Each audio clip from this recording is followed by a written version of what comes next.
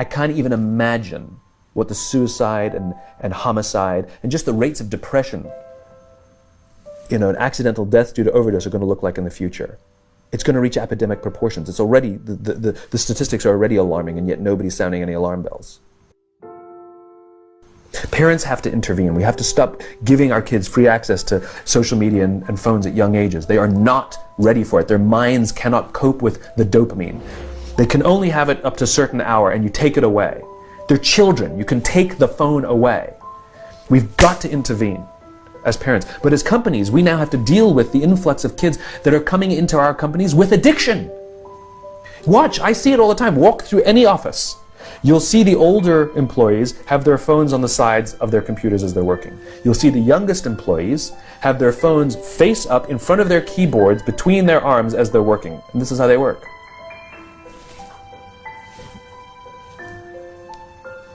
And the science is alarming. They did experiments on mice where they did the multitasking. They put flashing lights to mimic going from the computer to the cell phone, the computer to the cell phone to the TV. The mice that were exposed to the changing lights, it took them 3 times longer to solve a maze than the mice that weren't, and the damage was permanent. There is a subconscious reaction to these devices when we use them, okay? What if I were to hold my phone while I'm talking to you? I'm not checking it, it's not buzzing, it's not beeping, I'm nothing, I'm just holding it. Do you feel at this moment that you are the most important thing to me right now?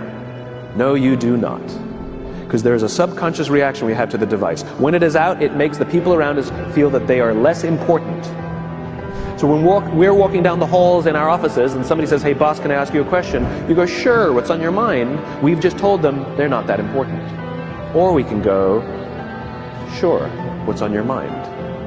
And if you don't have a pocket, find a shelf, put it on the shelf, come back and say, sure, what's on your mind? When we show up to a meeting, or a lunch, or a dinner, with our colleagues, our clients, or our friends, or our families, and we put the phone on the table, we have announced to everyone in the room that they are not that important to us. And by the way, putting the phone upside down is not more polite. My favorite one is when the meeting or at a lunch with someone that the phone will ring and the caller ID will pop up and they will go, I'm not going to get it. Oh, so magnanimous. Oh, lucky to eat with you today. Or they could just put the damn thing away. You can tell how addicted we are. When somebody pulls out their phone when you're with them, how uncomfortable does that make us feel? You're walking down the street with someone, they pull their phone out. We feel stupid, so what do? We pull our phones out. We're so addicted. Somebody goes to the bathroom when we're at dinner, and what do we have to sit there by ourselves? God forbid we should look around the room for 5 minutes. We pull our phones out. Meetings, awful. What do we do when a meeting happens, right? Everybody's sitting waiting for the meeting to start. Bob's running a few minutes late. Bob's here? Okay, start the meeting. Do you know when relationships are built? All that in between time.